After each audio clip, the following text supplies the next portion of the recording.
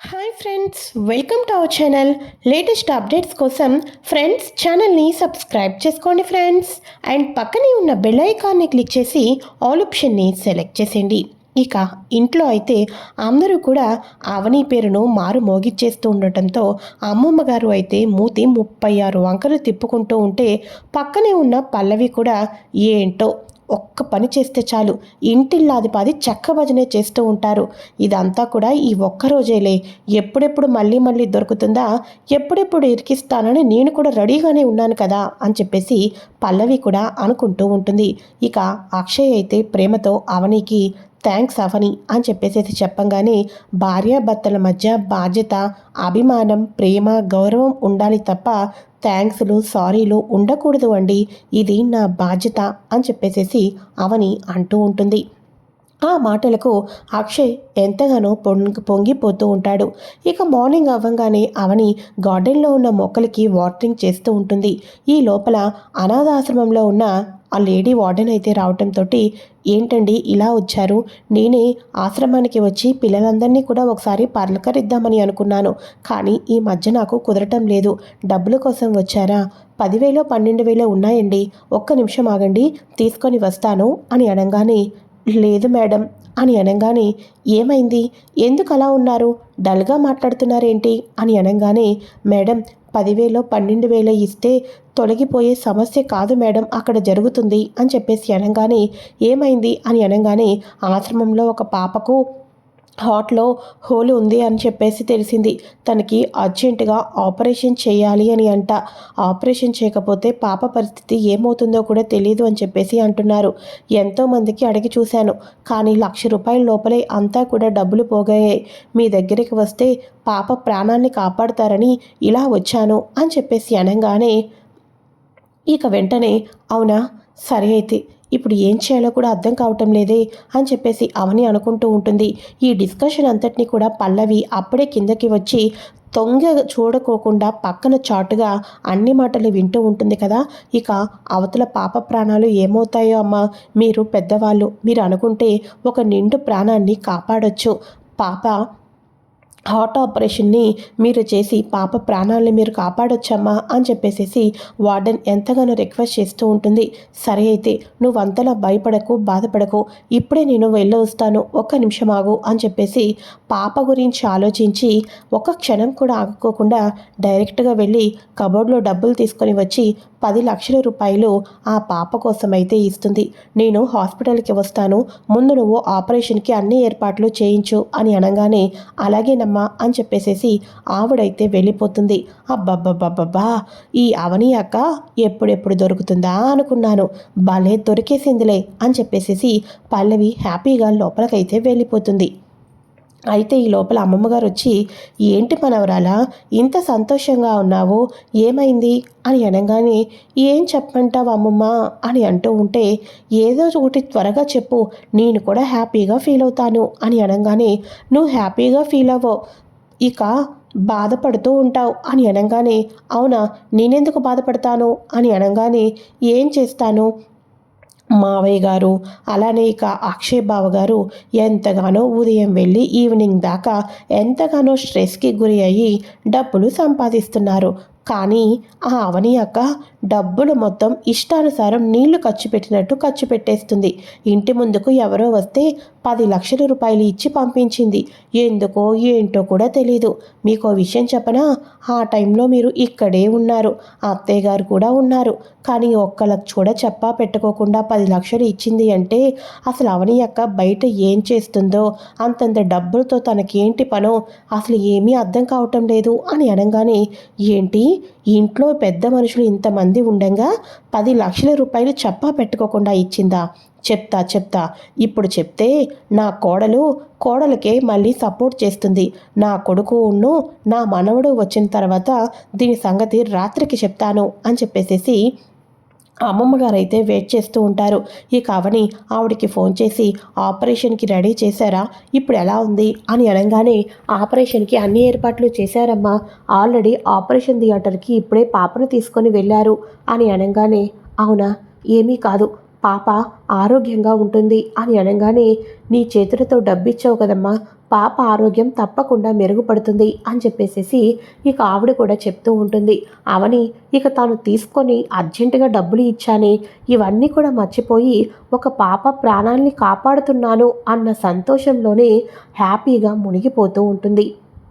ఇక అత్తయ్య ఈవినింగ్కి ఏం చేయమంటారు? ఇలా ఇంట్లో పనులన్నీ చేసుకుంటూ బిజీగా అయిపోతూ ఉంటుంది. అయితే ఈవినింగ్ అయ్యేసరికి రాజేంద్ర ప్రసాద్ అలానే అక్షయ్ తిరిగి ఇంటికైతే వస్తారు. వాళ్ళు ఎప్పుడెప్పుడు వస్తారని వెయిట్ చేస్తూ ఉంటుంది కదా. ఇలా వెయిట్ చేయంగానే ఒక్కసారిగా వచ్చారా, అలసిపోయి వచ్చారు, నాకెందుకు తెలీదు, ఎంత కష్టపడి ఇప్పుడు దాకా వచ్చారు అని అనగానే, అవునమ్మా రోజు జరిగేదే కదా, ఇవాళ కొత్తగా మాట్లాడుతున్నావేంటమ్మా అని రాజేంద్ర ప్రసాద్ అనగానే, ఏం చెప్పమంటావురా, మీరేమో ఇంతగా శ్రమిస్తున్నారు, ఈ ఇంటి కోసం ఎంతగానో కష్టపడుతున్నారు, కానీ నీ పెద్ద కొడలు ఇంట్లో ఒక్కరికి కూడా చెప్పా పెట్టుకోకుండా లక్షలు మాయం చేసేస్తుంది అని అనగానే, ఏం మాట్లాడుతున్నావమ్మా, అవని గురించి తప్పుగా మాట్లాడుతున్నావేంటి అని అనగానే, నేను ఏం మాట్లాడినా తప్పుగానే మాట్లాడుతుందిరా అనిపిస్తుందిరా, అయినా నా మాటకి ఈ మధ్య ఇంట్లో విలువ లేకుండా పోతుంది, అయినా ముందు అవనికి ఇంట్లో ఇంతమంది ఉండగా చెప్పా పెట్టుకోకుండా 10 లక్షల రూపాయలు బయటకి ఇచ్చావా లేదా అనేది అడక్కోకుండా ఎందుకు ఈ గోలంతా కూడా అని అనగానే, ఈ లోపల అవని అక్కడికి వచ్చి అన్నీ వింటూ ఉంటుంది కదా. ఇక వెంటనే, ఏ అమ్మ అవని అని అనగానే, అవును మావయ్య గారు అని చెప్పేసి అనగానే, అది ఇప్పుడేనా అర్థమైందా, నేను ఇంటి గురించి ఆలోచిస్తున్నాను, కానీ అవని ఇంటి గురించి ఆలోచించటం లేదు, ఏదో బయట మాయమంత్రాలు చేస్తుంది అని అనగానే, అబ్బా అమ్మా, అవని ఏం చేసినా దానికి ఒక బలమైన కారణం ఉంటుందని నేనైతే నమ్ముతున్నాను, ఇక ఈ విషయాన్ని ఇక్కడితో వదిలిపెట్టేసాయి. అమ్మ అవని, ఇక నుంచి నువ్వు పెద్ద అమౌంట్ ఏమైనా తీసుకోవాలనుకుంటే మధ్యలో మాకు కూడా చెప్తూ ఉండు అని చెప్పేసేసి ఇక రాజేంద్ర ప్రసాద్ సైలెంట్గా వెళ్ళంగానే, చా ఏంటి మావయ్య గారు రచ్చరచ్చ చేస్తారు అనుకున్నాను, అంత ఈజీగా టేక్ ఇట్ ఈజీగా తీసేసుకున్నారు అని చెప్పేసి పల్లవి అనుకుంటూ ఉంటుంది. ఇక అక్షయ్ లోపలికి వెళ్తాడు కదా. అక్షయ్ లోపలికి వెళ్ళంగానే, ఏం చేస్తున్నావో నీకు అర్థమవుతుందా అని చెప్పేసి అనగానే, ఏంటండి అని చెప్పేసి అనగానే, ఇంట్లో ఎవరికీ చెప్పకుండా, కనీసం నాకు కూడా ఫోన్ చేసి చెప్పుకోకుండా కబోర్డ్లో ఉన్న డబ్బులను 10 లక్షల రూపాయలు నువ్వు ఎలా తీసుకుంటావు, అసలు నీకు ఆ డబ్బు మీద హక్కు ఎక్కడి నుంచి వచ్చింది అని అనగానే, ఏవండి అది కాదండి, ఒకసారి నా మాట వినండి అని అనగానే, నీ మాట వినాలి అనుకుంటే డబ్బు ఇవ్వకముందు ఫోన్ చేసి నాతో మాట్లాడితే అప్పుడు బహుశా నీ మాట విని ఉండేవాడినేమో, కానీ అంతా అయిపోయిన తర్వాత, నిజం బయటపడిపోయిన తర్వాత ఇప్పుడు తెలిసిందే కాబట్టి మాట వినమంటున్నావు, అదే ఇప్పుడు నానమ్మ ఈ నిజాన్ని బయట పెట్టకపోతే నాకు తెలియదండి అని చెప్పేసేదానివి అంతే కదా అని అనగానే, అయ్యో నా మాట వినండి అని చెప్పేసి అవని అంటూనే ఉంటుంది. అసలు నీకు ఏ హక్కు లేదు అని అనగానే, అదేంటండి నాకు హక్కు లేకపోవడం ఏంటి, భర్త సంపాదించిన దీంట్లో భార్య చనువుగా డబ్బు తీసుకోవటం తప్పెలా అవుతుంది అని చెప్పేసి అనగానే, భార్య అంటే భర్తను పరిపూర్ణంగా అర్థం చేసుకున్న వాళ్ళు, భర్తకు ఏ అన్యాయము మోసం చేయని వాళ్ళని భార్య అని అంటారు. అందులోనూ కూడా భర్తకు తెలియకోకుండా ఏ పని చేయని వాళ్ళను భార్య అని అంటారు. ఇప్పుడు నువ్వు అర్థం చేసుకో, నువ్వు భార్యవు ఏ కారణం చేత ఎలా అవుతావో నీ ఊహకే వదిలేస్తున్నాను, నీ కష్టపడి సంపాదన అయితే నువ్వు వాడుకో, నీ కష్టం కానప్పుడు నువ్వు రూపాయి కూడా ముట్టుకోవటానికి వీలు లేదు అని చెప్పేసేసి అక్షయ్ కోపంతో వెళ్ళిపోతాడు. ఏంటి, నా రూపాయి అయితేనే నేను ముట్టుకోవాలా, అంటే నేను సపరేట్గా కష్టపడి డబ్బు సంపాదించాలి అన్నట్టుగా మాట్లాడుతున్నారేంటి ఈయన అని చెప్పేసేసి కబుక్కున అంటే అన్నారు. కానీ నాకు కూడా తెలిసేటట్టు చేశారు. నేను నా అనాథాశ్రమానికి ఎంతగానో సపోర్ట్ చేయాలి అనుకుంటున్నాను. అనాథాశ్రమానికి డబ్బు కావాలి, ఇవ్వాలి, పిల్లల్ని అక్కడ ఉన్న వాళ్ళందరినీ చాలా చక్కగా చూసుకోవాలి అనుకుంటున్నాను. కానీ నాకు ఏ రకంగా సపోర్ట్ దొరకటం లేదు.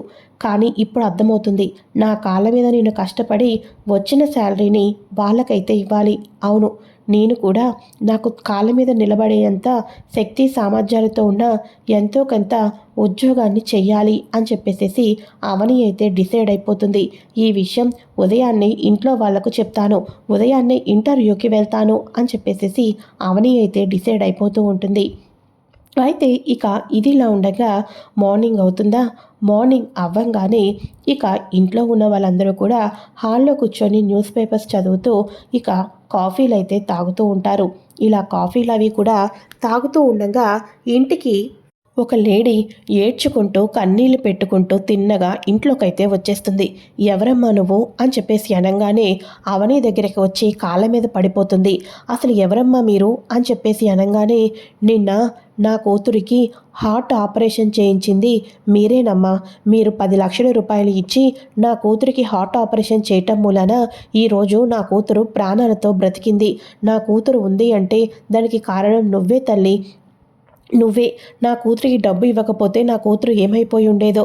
నా నా కూతురికి ప్రాణం పోసిన ఇక దేవతవి నువ్వు. నువ్వు, నీ బిడ్డ, నీ కుటుంబం ఎప్పుడూ కూడా ఎల్లవేళలా సంతోషంగా ఉండాలి" అని చెప్పేసేసి తను ఎంతగానో ఆరాధన చూసుకుంటూ ఇక ఈ బిడ్డ ఉన్నత శిఖరాలకి వెళ్ళాలి.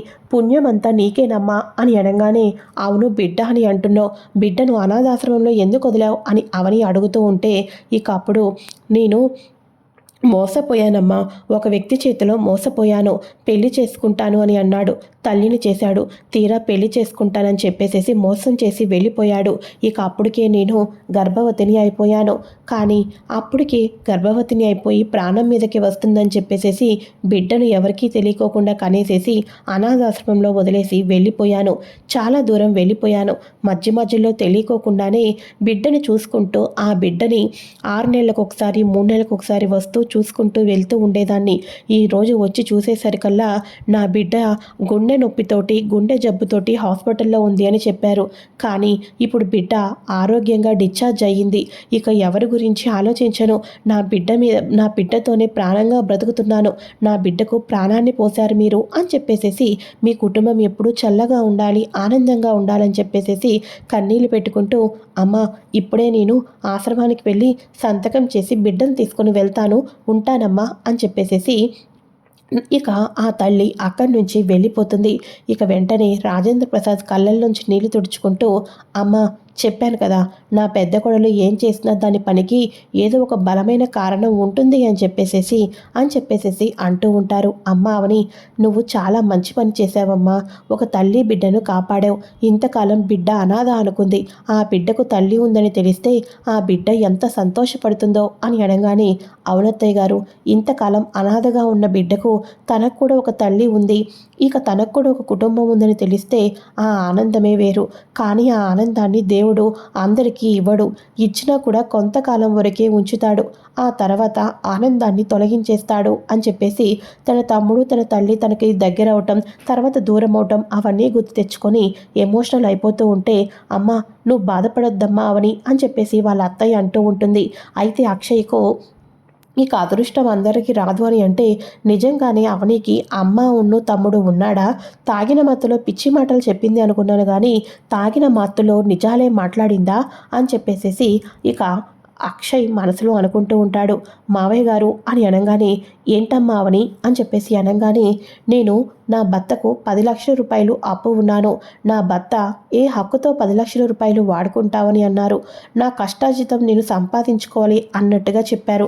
ఆయన కోపంలో మాట్లాడి ఉండుంటారు. కాకపోతే ఆయన మాట్లాడింది కూడా వాస్తవమే అని నాకు అనిపించింది. అందుకోసమే నేను ఒక నిర్ణయం తీసుకుంటున్నాను" అని అనగానే, "ఏ నిర్ణయం అది" అని చెప్పేసి అనగానే, "నేను జాబ్ చేయాలి అనుకుంటున్నాను" అని చెప్పేసి అనగానే ఒక్కసారిగా ఇంటిల్లాది 10 షాక్ అయిపోతారు. ఇక తన కంపెనీలో అయితే ఎవరో ఒకరు కావాలని కోరి ఇచ్చినట్టు ఉంటుంది కాబట్టి తన కాళ్ళ కష్టం మీద నిలబడి తన స్వంత తెలివితేటలతోటి జాబ్ సంపాదించుకోవాలనుకుంటున్నానని చెప్పేసేసి అవని అయితే చెప్తుంది. ఇక అవని జాబ్ చేయటానికి వెళ్తే పల్లవి ఎటువంటి ప్లాన్లు వేసి అక్షయ్ దగ్గర అవనిని మరింత బ్యాడ్ చేస్తుంది.